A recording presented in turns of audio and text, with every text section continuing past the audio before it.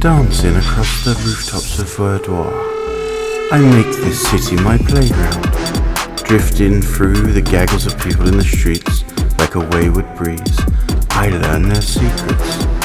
Little do they know that as I walk among them, merely a ghost in their periphery, I too carry a secret, one that would be surely the end of me, by myself or by the monster behind.